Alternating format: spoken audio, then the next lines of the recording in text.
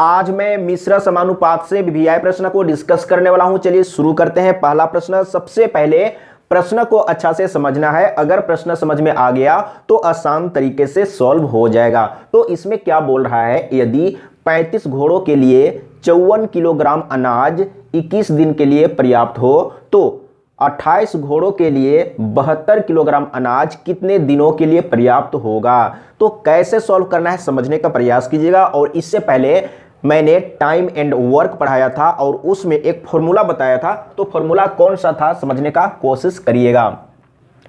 M1 D1 H1 बराबर M2 D2 H2, ये formula मैंने बताया था। और पार्ट 1 में W2 रहता है और पार्ट 2 में W1 रहता है, ये मैंने बताया था। तो उसी फॉर्मूला से, यानी कि इसी फॉर्मूला से ये भी बनेगा। लेकिन ये जो प्रश्न है RS अग्रवाल में एक चैप्टर है, उसका नाम है मिश्र समानुपात, उसी से ये प्रश्न मैं लिया हूं। तो अगर आप इस प्रश्न में देखिए, इस प्रश्न में भी 2 पार्ट है। अगर 2 पार्ट को आप अच्छा से समझ लिए, जैसे पहला पार्ट कहां से कहां तक है, यदि 35 घोड़ों के लिए 54 किलोग्राम अनाज 21 दिन के लिए पर्याप्त हो, यहां तक पहला पार्ट है। दूसरा का पार्ट, तो 28 घोड़ों के लिए 72 किलोग्राम अनाज कितने दिनों के लिए पर्याप्त होगा। यानी कि प्रश्न 2 पार्ट में है, लेकिन दोनों पार्ट में यानी कि पार्ट 1 और पार्ट 2 में काम क्या है, अगर काम को पहचान लिए तो आसान तरीके से सॉल्व हो जाएगा। तो इसमें आपको सिर्फ और सिर्फ अंतर क्या है, काम को पहचानना। काम क्या है, जैसे यहां पर हम लोग इससे पहले टाइम एंड वर्क पढ़े थे, तो वहां पर मेन लेते थे, आदमी लेते थे काम करने वाला। तो यहां पर काम करने वाला कौन है, यानी कि घोड़ा है, घोड़ा। और काम क्या है, तो अनाज को खाना। यहां पर क्या बोला है, यदि 35 घोड़ों के लिए 54 किलोग्राम अनाज 21 दिन के लिए पर्याप्त हो, तो यहां पर यानी कि अनाज, काम क्या है, अनाज, अनाज को खाना, अनाज को खा रहा है, यानी कि अनाज में क्या हो रहा है, अनाज को खा रहा है, तो वही उसका काम है। तो सबसे पहले आपको समझना है कि काम क्या है। अगर काम को पहचान लिए तो आसान तरीके से सॉल्व हो जाएगा। तो देख लीजिए पार्ट 1 में M1 यानी कि यहां पर तो घोड़ा है, तो घोड़ा कितना है, 35 है, तो 35 आपको लिख लेना है। इसके बाद दिन दिया हुआ होगा, देखिए 21 दिन, तो यहां पर 21 लिख दीजिए। इसके बाद यहां पर H1 यानी कि प्रति घंटा तो कुछ है नहीं, घंटा तो कुछ दिया हुआ नहीं है, तो घंटा को लेके नहीं चलना है। अब यहां पर समझिएगा W2 यानी कि पार्ट 2 में काम किया है, तो काम यहां पर क्या था, अनाज को खाना। तो 28 घोड़ों के लिए 72 किलोग्राम अनाज कितने दिनों के लिए पर्याप्त होगा। तो अनाज कितना है पार्ट 2 में, 72 किलोग्राम। तो W2 के जगह में आपको 72 किलो रखना है। देखिए आसान है, इसी फॉर्मूला में, फॉर्मूला भी लिखने की जरूरत नहीं है, सिर्फ आपको वैल्यू रख देना और फटाफट काट देना है। इससे और आसान क्या चाहिए।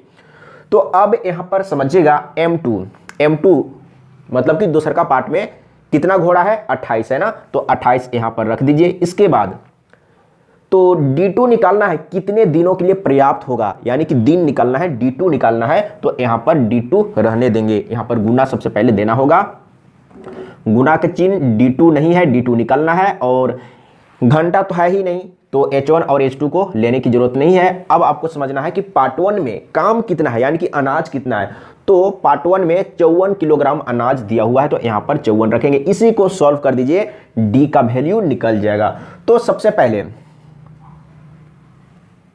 9 8 72 होता है ना, तो 9 से इसको काटेंगे तो 9 6 54, ये कट जाएगा, यानी कि 9 से काटेंगे, 9 8 72 और 9 6 54। इस तरीके से आपको फटाफट काट लेना है। अब तो 6 से इधर कटेगा, नहीं कटेगा। अब क्या करेंगे, तो इसको काट लेते हैं 7 से, 7 चौके 28, ये कटेगा, तो 7 तिया 21 और 7 चौके 28, ये कट चुका है। अब यहां पर समझिए, देखिए 8 3 की 24 और 6 चौके 24, ये 24 और ये 24 कट जाएगा। तो इधर में क्या बच गया है, D2, और इधर में क्या है, 35। यहां पर देख लीजिए 35।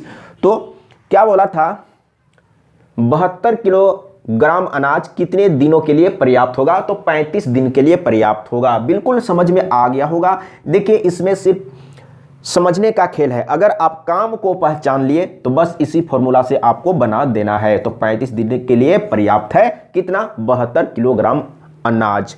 तो सही आंसर आ गया है, कहां पर है, का ऑप्शन सही है। अगला प्रश्न, इसमें 5 प्रश्न है, पांचों प्रश्न को देख लीजिए, एक बार सीख लीजिए, समझ लीजिए, फिर कभी कोई दिक्कत नहीं होगा। और कुछ लोग सोचेंगे कि एक ही तरह का प्रश्न है तो क्यों देखेंगे। देखिए थोड़ा थोड़ा प्रश्न में अंतर होता है, अगर समय है तो समय निकाल के जरूर देखिएगा। तो दूसरा नंबर में क्या है, यदि 12 बढ़ई 6 घंटे प्रतिदिन कार्य करके 24 दिन में 460 कुर्सियां बना सके, तो यहां पर क्या क्या है, कुर्सी बनाना। अब यहां पर टेंशन नहीं है। तो प्रश्न तो पार्ट 1 और पार्ट 2 है, यानी कि 2 पार्ट में है। तो पार्ट 1 को इधर में लिखिए, कितना बढ़ई है 12, इसके बाद 6 घंटा प्रतिदिन काम करता है और 24 दिन काम करके 460 कुर्सी बनाता है। लेकिन काम क्या है, कुर्सी बनाना। और पार्ट 1 में यानी कि W1 कितना है 460, तो W1 को तो पार्ट 2 में रखते हैं ना। तो अब आपको समझना है, यहां पर तो आपको W रखना होगा, यानी कि W2 रखना होगा। पार्ट 1 में W2 रखेंगे तो पार्ट 2 में काम कितना है देख लीजिए। तो 18 बढ़ई 8 घंटे प्रतिदिन कार्य करके 36 दिन में कितनी कुर्सियां बना सकेंगे, यानी कि W2 निकालना है। अब आपको चले जाना है पार्ट 2 में। तो कितने बढ़ई, 18 बढ़ई 8 घंटे प्रतिदिन काम करते हैं और 36 दिन तक काम करते हैं, 36 दिन तक काम करते हैं। तो अब यहां पर क्या रखेंगे, W1, इधर में W2 और इधर में W1। पार्ट 1 में W2 को रखते हैं और पार्ट 2 में W1 को रखते हैं। तो W का मतलब वर्क, कार्य, तो कार्य क्या है, कुर्सी बनाना। तो पार्ट 1 में कितना कुर्सी बनाया है 460, तो यहां पर 460 लिख देंगे। इसी को सॉल्व कर दीजिए, आंसर आ जाएगा। तो सबसे पहले मैं देख लेता हूं कि आप लोगों को दिखाई दे रहा है कि नहीं। 460 बिल्कुल उधर में हो गया है, तो दिखाई दे रहा है ना। तो चलिए अब सॉल्व कर लेते हैं। तो यहां से W2 निकालना है, तो काट दीजिए। कैसे काटेंगे देखिए, 12 तिया 36, ये कट चुका है। अब किससे काटेंगे, तो 6 से काट सकते हैं, 6 से, या यहां पर देख लीजिए 8 है ना, 8 तिरिकी 24, ये कट चुका है। अब किससे काटेंगे देखिए, 6 तिया 18, ये दोनों को गुना करेंगे तो 6 तिया 18 होगा और ये 18 कट जाएगा, ये कट चुका है। तो देखिए इधर में W2 बराबर कितना हो गया, तो यहां पर कितना बच रहा है, यानी कि सिर्फ और सिर्फ 3 गुने इतना। तो गुना कर लीजिए, 3 शून्य शून्य और 3 छक 18 के 8, हाथ में 1, 3 चौके 12 और 1 13, यानी कि 1380। तो 1380 देखिए कहां पर है, 1380 घ ऑप्शन सही है। कितना बड़ा प्रश्न लग रहा है, देखने में लग रहा है कि बहुत बड़ा प्रश्न है और बहुत बड़ा भारी भी होगा, ऐसा लगता है। अगर आप नहीं पढ़ाई किए हैं तो अगर आप पहली बार इसी प्रश्न को देखते तो सोचते कि कहां से ये प्रश्न आ गया, मैं आज तक ऐसा प्रश्न को नहीं देखा था। लेकिन देखिए कितना आसान तरीके से बनता है। एक बार मैं कहूंगा कि कंटिन्यू वीडियो देखने का प्रयास कीजिए और वीडियो को पूरा देखिए, तभी कॉन्सेप्ट समझ में आ पाएगा। तो चलते हैं अगला प्रश्न, तीसरा नंबर। सबसे पहले प्रश्न को समझिए और मैं प्रत्येक बार बोलता हूं, अगर प्रश्न समझ में आ गया तो आप प्रश्न को 99% सॉल्व कर चुके हैं, 1% ही कलम और कॉपी का यूज करते हैं। तो इसमें क्या बोला है, यदि 35 व्यक्ति 49 मीटर लंबी दीवार को 3 दिन में बना सके तो 20 व्यक्ति 6 दिन में ऐसी कितनी लंबी दीवार बना सकेंगे। तो यहां पर काम किया है दीवार बनाना, तो आसान तरीके से बना लेंगे। मैं एक बार बताता हूं, कितने व्यक्ति, 35 व्यक्ति 3 दिन में, यानी कि 3 दिन काम करते हैं। यही तो है ना, आदमी है, व्यक्ति है और काम है। लेकिन यहां पर पार्ट 1 में काम किया है 49 मीटर लंबी दीवार, तो इसको तो पार्ट 2 में रखेंगे ना। तो अब यहां पर क्या बोला है, ऐसी कितनी लंबी दीवार बना सकेंगे, यानी कि W2 निकालना है। पार्ट 2 में बोल रहा है कि ऐसी कितनी लंबी दीवार बना सकेंगे, यानी कि W2 निकालना है। अब पार्ट 2 में चलते हैं। तो पार्ट 2 में कितने व्यक्ति हैं, 20 व्यक्ति हैं और 6 दिन काम करके ऐसी कितनी लंबी दीवार बना सकेंगे। तो यहां पर क्या रखेंगे, ये पार्ट 2 है, तो पार्ट 2 में W1 यानी कि पार्ट 1 में काम कितना था, 49 मीटर लंबी दीवार, 49 यहां पर रख दीजिए, बस बन गया। इतना अगर सही तरीके से रख दिए तो बन गया, देख लीजिए। तो सबसे पहले इसको काटेंगे, 7 पचे 35, 7 से काटेंगे, 7 पचे 35 और 7 सते 49। इसके बाद 5 चौके 20, ये कट चुका है। इसके बाद 3 दूना 6, ये कट चुका है। इधर में W2 बच गया और इधर में क्या है, तो 4 दूना 8, 8 सते 56, यानी कि 56 मीटर। देख लीजिए कहां पर है, 56 मीटर। तो ग ऑप्शन सही है। इसी तरह का प्रश्न एग्जाम में आता है। अगर आप कभी नहीं पढ़े हैं तो यही प्रश्न बहुत ही मुश्किल लगेगा, लेकिन आप देख सकते हैं कि सिर्फ और सिर्फ यहाँ पर लिखे और आंसर वहीं पर आ गया। ये तो मैं बस दिखाने के चलते लिखा हूं, आंसर तो यहीं पर आ गया है। तो इस तरीके से सॉल्व करना है। अब चलते हैं अगला प्रश्न 4 नंबर। तो सबसे पहले प्रश्न को देखिए। प्रश्न तो एक ही तरीके से एक ही फॉर्मूला से बन रहा है, लेकिन प्रश्न कितने तरीके से पूछा जा सकता है वो आपको समझना होगा। यहां पर देखिए, यदि 15 व्यक्ति 9 घंटे प्रतिदिन कार्य करके एक खेत की फसल को 16 दिन में काट सके, तो 18 व्यक्ति 8 घंटे प्रतिदिन कार्य करके इस फसल को कितने दिन में काट सकेंगे। अब यहां पर समझिएगा, यहां पर काम क्या है, फसल काटना। अब पार्ट 1 में क्या क्या दिया हुआ है, 15 व्यक्ति। तो सबसे पहले लिखिए 15 व्यक्ति 9 घंटे प्रतिदिन कार्य करके एक खेत की फसल को 16 दिन में काट लेते हैं। अब यहां पर समझिएगा, तो यहां पर काम क्या है, फसल काटना। लेकिन पार्ट 1 और पार्ट 2 में सेम है, वही फसल को बोल रहा है, वही फसल यानी कि सेम काम। अब यहां पर समझना होगा क्या बोला है, एक खेत की फसल को 16 दिन में काट सके, तो 18 व्यक्ति 8 घंटे प्रतिदिन कार्य करके इस फसल को, यानी कि वही फसल, तो काम क्या हुआ, बराबर हुआ। तो इसमें आपको W1 और W2 को लेने की जरूरत नहीं है। अगर आप W1 W2 लिखेंगे भी तो दोनों क्या है, सेम है, वही है, तो कट जाएगा। तो यहां पर W1 और W2 लेने की जरूरत नहीं है। दूसरा का पार्ट में आइए, तो क्या बोल रहा है, 18 व्यक्ति 8 घंटे प्रतिदिन काम करके इस फसल को कितने दिन में काट सकेंगे, यानी कि D2 निकालना है। अब यहीं पर सॉल्व कर दीजिए। तो 9 दूना 18, इसके बाद 8 दूना 16, और ये 2 और ये 2 कैंसिल, यानी कि आ गया है 15। D2 बराबर आ गया है 15। तो देख लीजिए 15 दिन में काम कंप्लीट हो जाएगा, यानी कि उस फसल को काटने में 15 दिन लगेगा।